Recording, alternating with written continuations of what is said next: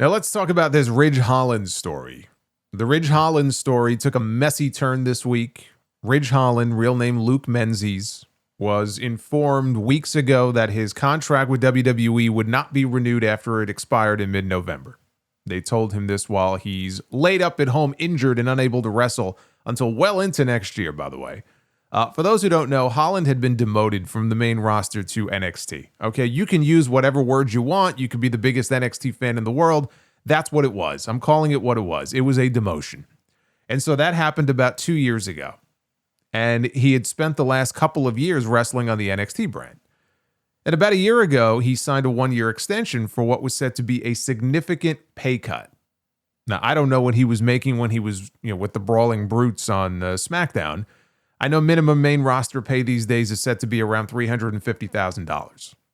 That's not inclusive, by the way, of all the travel expenses that they incur when they're on the road, of course, outside of WWE booking their flights. Everything else they're responsible for. So he had to be pulling in at least that much money. And it was reported when he signed that extension last year that he saw his pay get cut by around $200,000. Now, per Dave Meltzer, people on the WWE side say that they were going to cut him last year, or they were going to let his contract expire, but he asked them to stay and keep working in NXT with a reduction in pay. So they signed him to an extension for less money. And they say the writing was on the wall for him even then, that he probably wasn't long for this world as a WWE talent, and he should have been prepared for something like this to happen. That's the WWE side of it.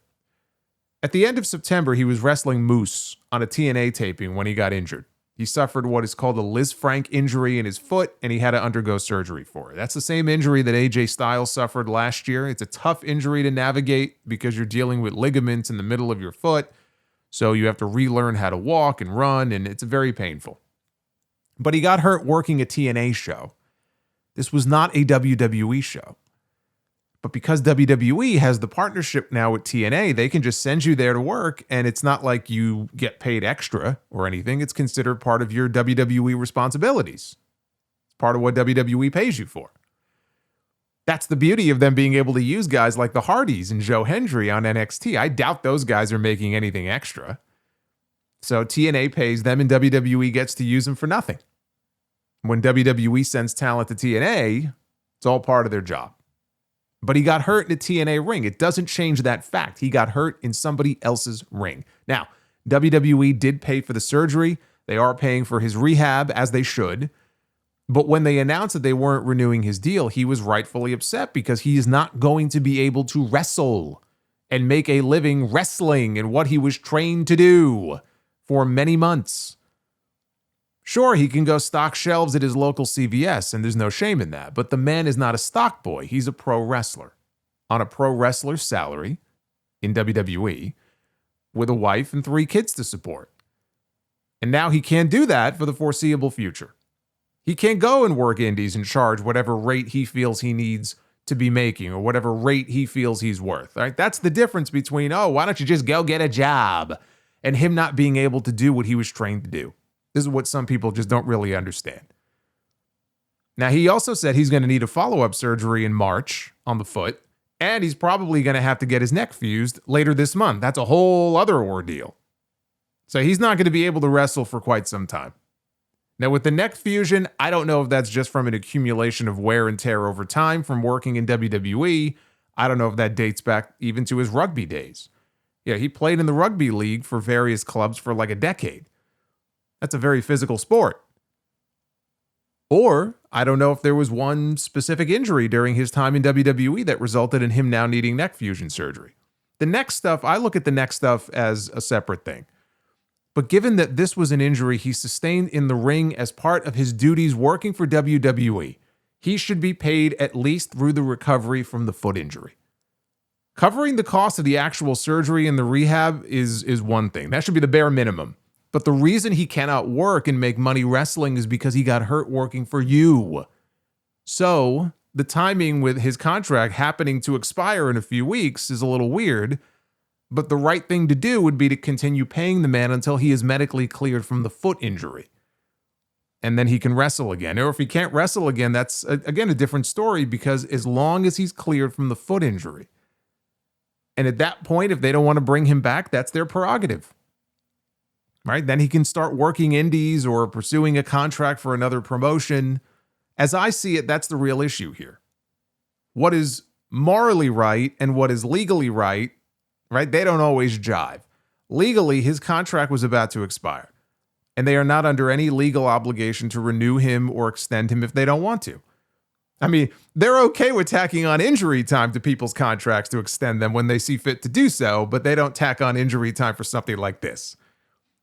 Nor would he be eligible, of course, for workman's compensation since he's an independent contractor and he's not an employee. In any event, they are definitely not going to extend him now. After he went on Twitter and he trashed the company, this is what he wrote. I never thought I would not be able to pay my mortgage. I feel like I've just been hung out to dry after getting injured working for another company on behalf of WWE. Add to that my contract not being renewed, knowing that I would not be able to wrestle for 7 months. This is brutal. Yes, they are taking care of the surgery and the physical therapy, but let's be honest, that's the bare minimum after what we sacrifice for the company. Plus the possibility of having to get my neck fused too. Talk about getting totally fucked. Not only was that not going to endear him to WWE, it angered them so much that they terminated his contract 2 weeks early. Salt in the wound. He was set to be paid through the end of his deal on November 14th, but now he is no longer being paid at all due to what they see as a breach of contract, with him putting them on blast. For his part, Holland just opened a YouTube channel. He posted a video saying he regretted the tweet, that he was just venting and it was coming from a place of frustration, which is understandable. But then again, when you're under contract still to the company and you drag them publicly like that, that's a pretty dumb thing to do when you are claiming that you don't know how you're going to pay your mortgage, right? You just screwed yourself out of 2 more weeks of pay. 2 more weeks of pay is not going to necessarily pay the mortgage, but he screwed himself out of some additional income. In the meantime, a GoFundMe was set up to assist him and his family, which several wrestlers donated to, and lots of fans did too. And he himself, for days, did not come out and tell people not to donate to it, which one would think that he would do if it was a scam. It was not a scam. It was his mother who set up the GoFundMe, but it wasn't anything that he approved of or told her to do. Or at least that's what he's now claiming. Now, the target goal for the GoFundMe is set at $60,000. They had already raised over $10,000. Omos and Chelsea Green each set up recurring monthly donations of $1,000.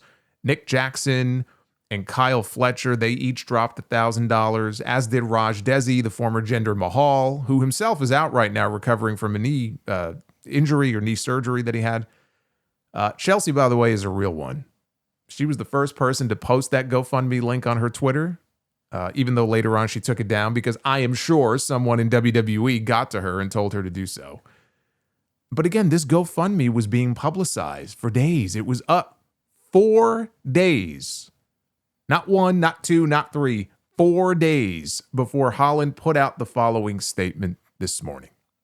Thank you all for the incredible support shown through the GoFundMe campaign. However, I want to clarify that I was not aware the page was going live, and I had no prior discussion with the family member who created it. I have since requested that no further donations be accepted, and this change should take effect within the next 24 hours.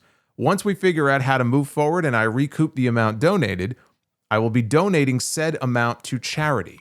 I sincerely apologize if the page caused any upset or offense. That was never the intention. Thank you for your understanding and kindness. The page is still live, by the way. He said it may take 24 hours for it to be taken down, but people were still donating to it as recently as a couple of hours ago. So a family member did set it up, but without his knowledge or consent. But there's no way that this man let 4 days go by with people donating thousands of dollars, including colleagues of his, and he had no knowledge that this was going on. I don't believe that for a second. Outside of that, though, I'm not going to sit here and kick the man while he's down like WWE did with that Drew McIntyre and Nick Aldis backstage bit that they filmed for their social media. This was after Aldis suspended Drew on SmackDown Friday night. They were in the back yelling at each other, and Drew was yelling, "My family's not going to make any fucking money. You're taking food off my family's table." And Aldis clapped back at him and said, "You fucked yourself. Get out and shut the fuck up." They're using cuss words. Oh, this is real, right? Yeah. Gee, I wonder who that was a message to. I wonder. So I'm not going to do that. I'm not going to go after the guy like I see a lot of people doing online, talking about how, oh, you made all this money working for WWE. You should have saved your money better.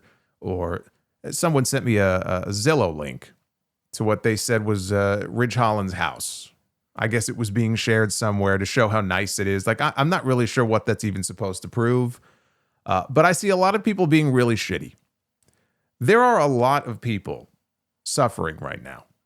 Just like in this country alone, especially in this economy and with the government shutdown and everything going on, I'm sure all of these people and all of these faceless eggs on X are very righteous and noble and will be donating to many other causes. Oh, I'm sure. I'm not going to sit here and beat up on the guy when he and his family are going through probably the scariest time of their life right now, where they may possibly be at risk of losing their home. I think it's a lesson for other wrestlers for sure. It's something that they can learn from, that unless you are at the very top of your profession working for this company, or really any company, it doesn't have to be just WWE, but especially WWE, the risk is always there that you outlive your usefulness to them, or they no longer see the value in you anymore. I mean, they did clearly when they hired you, because why else would they hire you if they didn't see value in you or potential in you? So they did, but eventually they don't. And when that happens, they can get rid of you at the drop of a hat. I've talked about this before. And again, in his case, just to be clear, they didn't fire him, or at least originally, they didn't fire him early. They were just going to let his contract run out. Then they did fire him because they claimed he breached it. But I've talked about this before. I always think of the Good Brothers. You know, when WWE re-signed them to these long-term six-figure deals, they thought they had job security, right? They're set. I don't know if it was like a 5-year contract, whatever it is. And months later, they got cut. Like, there is no such thing as job security in wrestling. It works one way. The power is in the hands of the promoter. It is not in the hands of the talent. Maybe it would be if years ago they would have unionized. I mean, we'll never know. There is no union. There is no protection in that regard for the talent. Unless you're a big name, smart enough to get an agent or a lawyer to get a no-cut clause put into your contract. Roman Reigns might be able to do that. CM Punk might be able to do that. Cody Rhodes might be able to do that. Ridge Holland is not one of those people. All right, I mean, let's just be honest about it. He was not that important to the company. He wasn't exactly a needle mover. So they didn't need Ridge Holland. But you could say that about a lot of people on their roster. The vast majority of the people on that roster are expendable. And that's exactly how they want it. WWE is the attraction now. Nearly everyone there is expendable. These folks would be very wise to remember that and prepare for the possibility that this could be them one day. Do what you can to protect yourself. Be active on social media, engage with your fans. And one day, if you get a phone call from that 203 area code, it's going to help you out a lot when it comes time for that big indie run. I mean, look no further. The two names I will give are Matt Cardona and Killer Cross. Look at the two of them. They have a tremendous following on social media, and they know how to leverage social media. They have a great relationship with their fans. They know how to leverage social media the right way. Cross and Scarlett were just on Jonathan Coachman's show that he does with Vince Russo, and he said they're making more money now on the indies than they were working for WWE. Some of these wrestlers need to start looking to people like that and learning from them, because in the long run, it's going to be to their benefit.